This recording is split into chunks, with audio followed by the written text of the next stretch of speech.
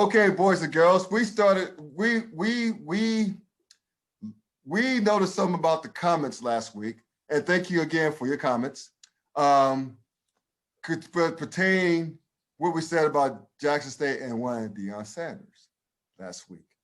And it got so much traction and so much interaction with some of the users, both of us did, to the point where we decided that every show going forward, including that show, we're going to have an HBCU Sports segment to talk about what's going on, which pertains to college football, college basketball, track and field, because North Carolina A&T, where we both have degrees from, is the world champs or the world champs, and I think the 4x1 or 4x4.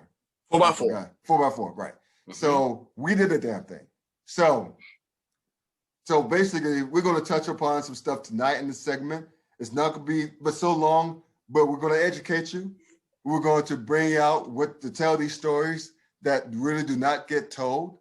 And for those of us who went to HBCUs, who graduate from HBCUs, hold whether it's bachelor's degrees, masters or PhDs, we're going to bring out that flavor to y'all so that you won't be searching, wondering who's talking about this stuff, and hear from points of views of guys who not only went to those schools and have degrees in those schools, but my guy over here, I'm going like this because they all know how Zoom projects things, who's very close to it and covers it.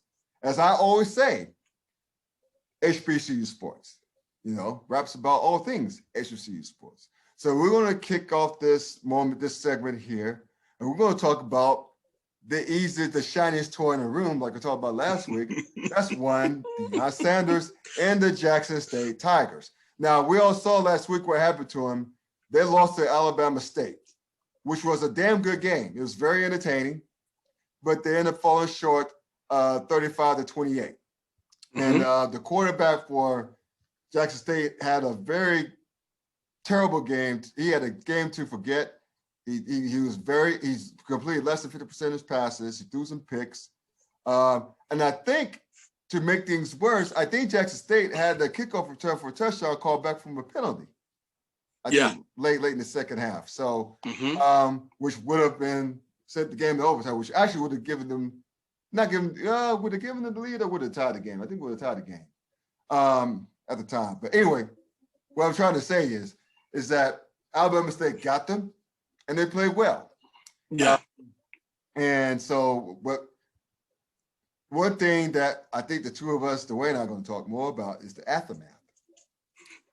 Deion, Coach Prime, said some things that I wish he hadn't said, but he came off as a sore loser. But I will let Dwayne take this because, again, he covers this for a living on the side. So, D, please bless the listeners of what the hell this man, as you call him, this Bama said after his team lost to Alabama State. Oh my God. I mean, like you said before, the game was wonderful. It was a great game, but especially in late in the fourth quarter. I will say this, the officials did do whatever they could to keep Jackson State in that game with a lot of questionable calls, especially in that final drive. And you talked about Jacoby Jones and his play. There was a questionable in terms of intelligence of him celebrating when he scored to tie the game up at 28 late in the fourth quarter, when he did a finger roll into the goalpost, and there was an unsportsmanlike conduct, excessive celebration called. And the question that I wish I would have gotten the answer for, especially directed towards Coach Ely over at Alabama State, was what was his thought process, after that penalty? Because I don't know if you heard the commentary or not, but Jay Walker pointed out something that for those of us who've been watching Jackson State this year, know that their place kicker has been having issues this year kicking extra points. And ASU had the ability to I think we lost him. I think he's so deep in thought that So there was questions on whether or not they should have taken the penalty on the kickoff, but do-it-all running back Ezra Gray returned the ball to the 50, thus shortening the field, and all they had to do was get a couple of yards to get within field goal range. Right. But that's not what Alabama State was thinking. They was thinking 6, and 2 plays later, they got 6 from Ezra Gray, who ran the ball for a touchdown of 50 yards. Right. Thus sealing the game for Alabama State. Now, after that game, of course, one thing that Deion should have understood, that he was going to be a target. This dude was a target since his hiring.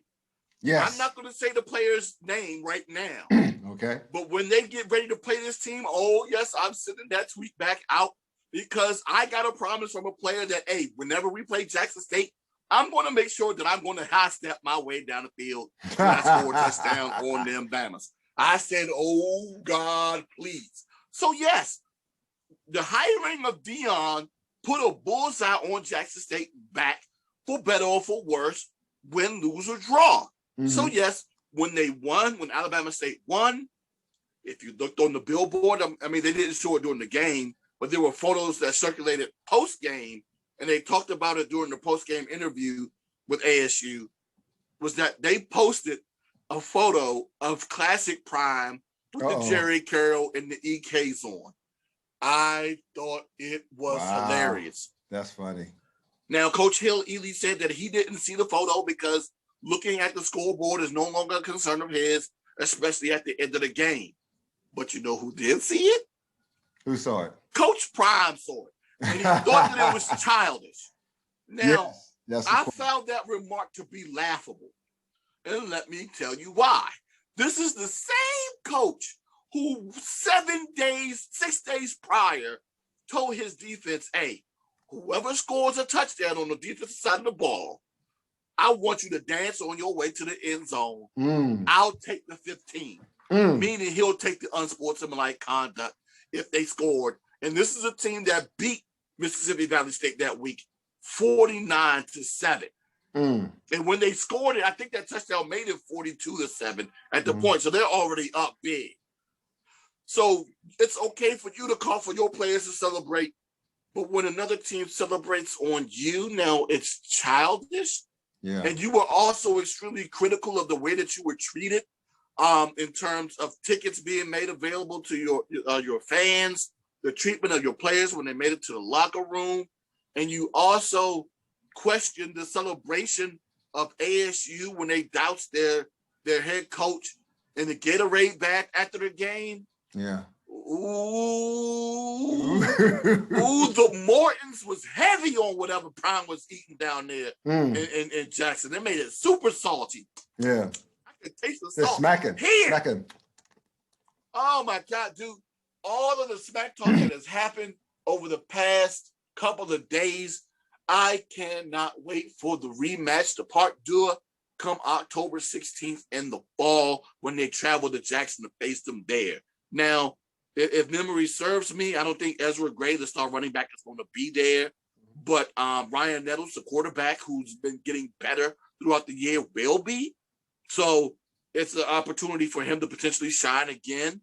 But Jackson State will be getting addition of players, of transfers, and new signees there, which made up the top HBCU recruiting class of this past February. So it's going to be very interesting to see how that team looks up against Alabama State come the fall. But the smack talk that has been going on between these two programs over the past couple of days has been highly entertaining.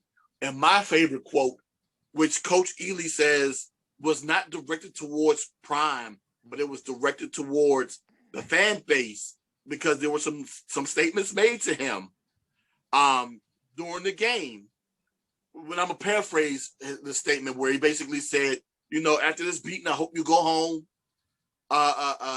take a bath in some Epsom salt, and return my sneaker. I'm glad you got it. Yeah, I got it. Yeah. So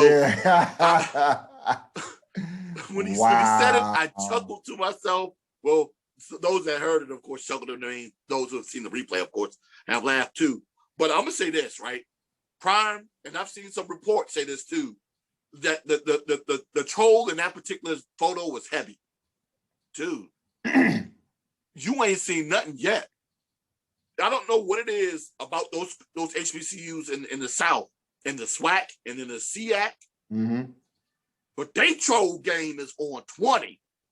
Oh my God, the stuff that I've seen on social media. Petty. They are very, very petty. Oh my God. I love it. And I love it. I am here for it too. I love it. And you know what else? That pettiness could lead to? Remember what I said last week? Remember when we had Rashad on, what we were saying? It could potentially lead to more eyeballs. More eyeballs. And guess what's going to happen? Guess what's going to happen? I read this on HBCU Game Day, what we both love. Guess what the next 2 games will be played at on what television station or cable state network that the games against Southern University and Alabama A&M University are going to be played on? ESPN. The mothership. The top played on the flagship cable network. ESP freaking N. I told you. I was like, yo, I mean, he's gonna bring eyeballs. Yeah. He's gonna make it interesting. Yeah. And I know that Jackson State got beat by Alabama State, who's a damn good squad themselves, but we seen the vitriol, we seen the trash talk. You think ESPN didn't pick up on that? You think the fans didn't let them know on Twitter? Come on. It's great. This is what, look, whenever, soon, the days when the SWAC noticed the following. When Florida A&M, a brand, and along with Bethune-Cookman, told them they're going to take their ball and split from the MEAC and head west to the SWAC, southwest of the SWAC, right? That's number one. So that means that they got the whole state of Florida to recruit from. Yes. From other athletes. Number two, when they know it's A&T leaving the MEAC for the Big South.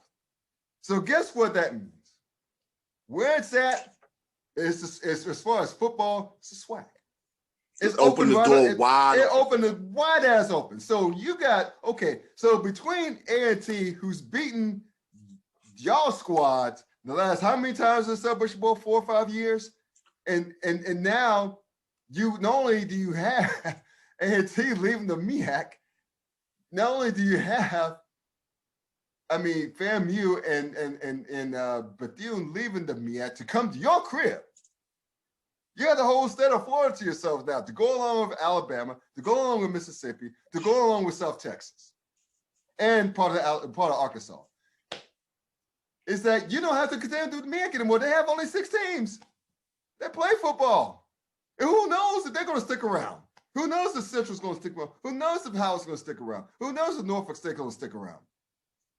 It's wide open. It's open. Wide open. It's it's open wide for the SWAC. So do you not think ESPN knows that? Do you not think those executives know that? They got the shiny toy. If they don't know, they're learning now. They're learning now. And they're seeing the vitriol from Alabama State. God bless them. They earned the right to talk all the shit in the world because they beat them. They beat Coach Prime and showed them on social media.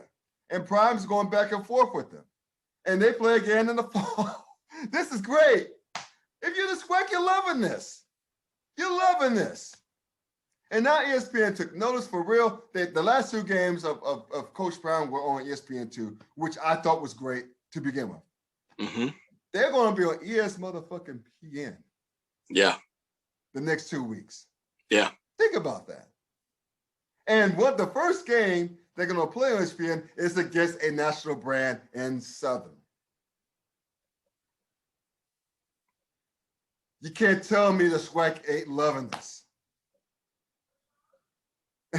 The brand and no there's no way you can't tell me that they're loving this. Shiny new toy and Coach Prime, Deion Sanders. I'll say this though, right? Right. And I know this is what got me in trouble last week with the JSU fans. Oh, keep it going. Keep it going because you're not going to talk shit now. Yeah, I know. I don't care. And I'm going to say it again, right? Because I noticed one thing. First and foremost, what I said, they never pointed out that I said a lie. Right. That's the thing. That's the thing I'm more so worried about. Right. Did I lie about what I said? Right. You know, oh my God, he hating. But did I lie? Right. No, I didn't lie. Stutter? No, I didn't stutter. No, I didn't stutter. I didn't lie. Right. And I'm not going to lie here. Mm-hmm. So I'll say it again. Mm-hmm. Say a lot for the back. Yes. Yeah. For the people in the back, right? Right. Who are going to call me a hater again? I want you to do me a favor, right? This week on ESPN schedule, check out and see what they got going on from 2 to 6 or 2 to 8 on both ESPN and ESPN2, right? Right. I'm gonna go ahead and give you a hint. Not much. Mm-hmm. Same thing about, you know, those other weeks in which Jackson State is not playing on a Saturday, right? Right. Not much. So it behooves ESPN to put something that they know is going to garner attention up on those times of Saturday, the Saturday afternoon. So yes, this is helping them out because they don't have anything else to air. Right. I mean, NCAA basketball, both men's and women's, is on the CBS group of networks of CBS, TNT, True TV, and you know, and whatever that other network is. I can't remember what the 4 are, but it is what it is. That's what they are. Right. And of course, they also have the women's basketball tournament. But of course, we're at the Sweet 16 Elite 8, so that's not going to be happening every weekend either. Right. So they have room to put it there. You know what I'm saying? They don't have anything else to really put. So why not put it there? It's a great opportunity to do it. But once again, I'm going to say it again. Take advantage of the situation. Enjoy the shine. Because the decision is going to have to be made in the fall. I don't know necessarily this is going to happen again. Matter of fact, I don't know necessarily this is going to happen again in the fall. Because ESPN might have a change of heart and have a rotation where they end up including HBCU football every now and again. But it won't be as much because, of course, they also already have deals with other conferences, larger FBS conferences, which are going to trump the SWAC and the MEAC. Let's be realistic about that. Correct. Yeah. The thing is what plan of action will the SWAC have come the fall to continue to have eyes on them? And that's another plan, another discussion that I have for another time. But for right now, enjoy it.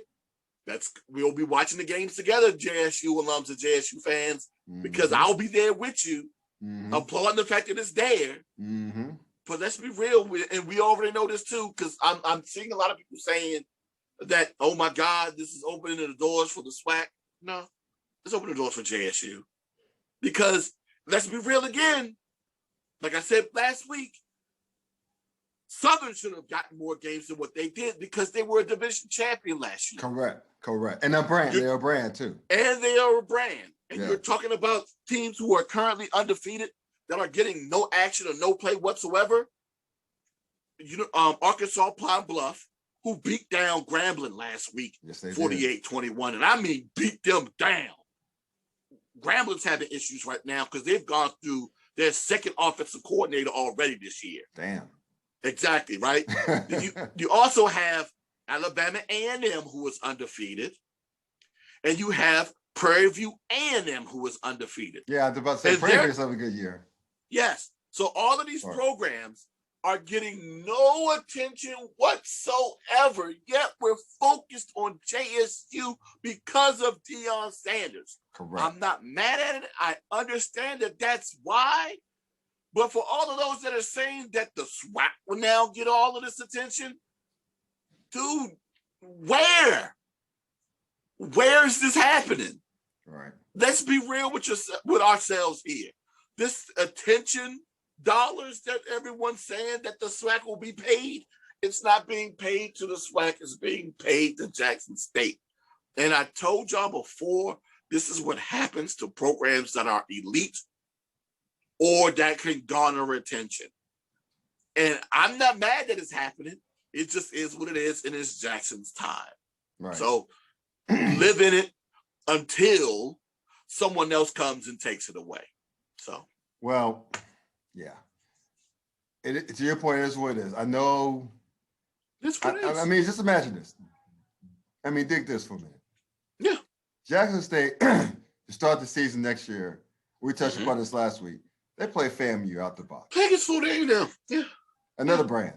So in Florida. In Florida, right. So I don't know if there are a bunch of big matchups and division in FBS football that weekend because it's week 0 and week 1 of those 2 weeks, right? So it's going to be live anyway. Oh, yeah. It's most definitely going to get play. I can't remember off the top of my head whether or not it's the exact same day because I know that they normally push it to Sunday sometimes, and that's the MEAC SWAC Challenge. But because of the attention that this game is going to garner, they're going to have this game on TV. Yes, that Jackson Florida A&M game, that's going to be on TV. Yes. That's happening. Yes. So yeah, there you go. So if I'm the SWAC though, you feel free to cuss me out for speaking out of turn because you're closer to this than I am. But if I'm the SWAC, it's almost like it's almost like the Notre Dame ACC treatment. Look, I know you got some great squads in your conference. I know if you're ACC, I know you got Clemson. I know Miami, Florida State are brands. But it's all about Notre Dame. If you got Notre Dame in the fold, if they ever got the day where they got Notre Dame in the fold, like they did this past season when it was a COVID-shortened year, that 1 year of Notre Dame as a full-fledged member drew a lot more eyeballs television-wise to the ACC. And it wasn't even close. And that's for years, the prior years of Clemson winning the national championship or playing for the national championship. The ACC garnered more eyeballs in football on their networks because Notre Dame was a full-fledged member for one season. So to extrapolate that to the SWAC, my advice to you, listen to this. I know it sucks. I know it sucks if you're Southern. I know if you sucks if you're Grambling. I know it sucks if you're FAMU. I know it sucks if you're Alcorn State, rather. You guys been there. You guys been around. You guys been successful for longer periods of time than Jackson State. However, if you want the gold, if you want the shine, you got to realize, and you said earlier, team, it cycles. It's Jackson State's world. It's Coach Prime's world. And y'all just going to have, the rest of y'all just going to have to live in it for a while. It just is what it is. It just is. It really is what it is. So, if it means play, if ESPN kowtowing, if you will, to Jackson State would mean more eyeballs to whatever program is playing against it, whether it's Prairie View, whether it's Southern, like Southern's going to be next week, or Alabama A&M the week after that. If it means that, so be it. But you're going to get on TV. You're going to get some shine. Southern's going to have their band recognized. Alabama, more people are going to learn about Alabama A&M. You know, it is what it is. I will say this, though. Titus Howard. Yes. Offensive lineman for the Houston Texans, who was actually at the game on Saturday, tweeted out, and once again, I'm paraphrasing, you know, if anything, the eyes already been on us. Because if you look at the amount of guys that Alabama State has gotten into the league versus Jackson State within the recent years, Alabama State has gotten more into the league than they have. Good. So it's kind of ballsy for Titus to make that claim, but he's kind of right. But at the same time, dude, we know all eyes on Jackson State because of Prime. We know that. And I'm not taking anything away from them because of it. And it will be again like that next year. But to my point earlier, the Orange Blossom Classic between Jackson State and Florida A&M will be played that first weekend of September. Okay. And the MEAC SWAC Challenge will be the week before. Okay. So if anything, my guess is that the HBCU Hall of Fame game that they normally have in Canton will probably be that Saturday. Okay. Which that they normally air on NFL Network. So if that's going to be the case, and the NFL doesn't have a game that Sunday on the 5th, you think that might be it? Tupac, all eyes on me. I mean, there won't be a college football game that Sunday. Right. It won't be. And I don't think the NFL is going to start that first week, which I think is going to be Labor Day weekend. Right. Oh, my God. They normally start after Labor Day. Yeah. Yeah. Yeah. Oh, my God. All eyes on me, Jackson State, Florida, A&M. It's going to be if that game's not on ESPN, I'm going to be shocked. Yeah. I mean, at worst, it'll be on ESPNU. There's nowhere in the world that they're not going to allow that game to get on ESPN3. There's no way. Oh no, I'd be shocked. I would be shocked if they let that get away. A&M, a brand, and A&M, that famous band at A&M. Same thing with Jackson State, the Sonic Boom of the South. Yeah. So you got both programs that are known for their football programs, for their bands. They're both brands. You got Deion Sanders. You got my man Willie Simmons down in Florida A&M. It's going to be a game to be aired, and welcoming Florida A&M to the SWAC. It's just, yeah, dude. Once again, like I said before, you don't have anything else. Why not? Why not? This is gold for ESPN, dude, and they know it. Yes. I mean, they haven't decided, according to the website right now, they haven't decided what time they're going to end up playing that game on Sunday, but it's probably going to be a nice prime time situation where it's going to be either 4, 5, or 6 o'clock on a Sunday, so then they can go ahead and get it in. But yeah, it's going to be televised, and the thing is, and I don't want to get too much into it because I still would like to write something about this. That means I need to hurry up and get it done. The thing is, the SWAC is going to have to understand how to take advantage of exposure for the entire conference and not just focus on 1 or 2 or getting all of their games played on TV, because all of the games being played on TV is not a reality. Right. It's not. Right. Because no one else does it in college football. No one in the Power 5.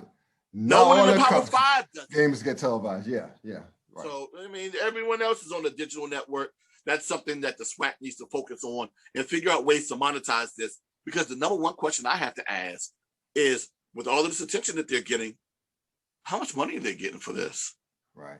I don't know if they're necessarily receiving any financial ramifications for it, and I will be asking. And if they're not, what does it matter that you're getting on TV? Because the number one thing that you really need is money. That's right. At the end of the day, you need the money. Yep. You're not going to be able to pay no bills with exposure bucks. Don't care who you are. Right. But yes, good point. Congratulations for the attention that you're receiving. Congratulations to Alabama State for the win that they got. Congratulations for the troll job that they received. And my God, JSU, get ready for whoever y'all got coming up. And God, it's bad that it's escaping me already. This hat band over the top of my forehead has gotten me to forget who's playing this weekend. But it's a game that's going to be once again on ESPN3, and I'm like, it is what it is. This is another sign that the SWAC isn't getting the attention. It's Jackson State. Right. It is what it is, dude. But before we move on, yes, sir. Shout out to the 2 HBCU programs that actually got wins in the NCAA tournament in Texas Southern and Norfolk State. Because when we were talking, I think at the time Norfolk State had just won, and Texas Southern was in the process of playing. Right. So we never got a chance to honor them and shout them out. And of course, shout out to Jackson State and North Carolina A&T for making it to the women's tournament. They had a tough time, unfortunately, in the first round. Yeah. But they still made it to the tournament as conference champs. Right. So congratulations to them. Right. There you go. It sucks that A&T has to play NC State in the first round. They played for NC State. They looked good in the first quarter, and then second quarter came around. Yeah, it is what it is. Well, that's a great first HBCU Sports segment. Again, we're going to have this every week. So be prepared to be educated and infotained. And be ready to take the real. There you go. I don't care if you call Jackson me State a hater. fans. I don't care if you call me a hater. The one thing you're not gonna call me is a liar. There you go. So I don't care. Hate. I eat hate like Hey, biscuits. I eat hate like biscuits. That's what this gut's all about, baby. I eat hate like biscuits.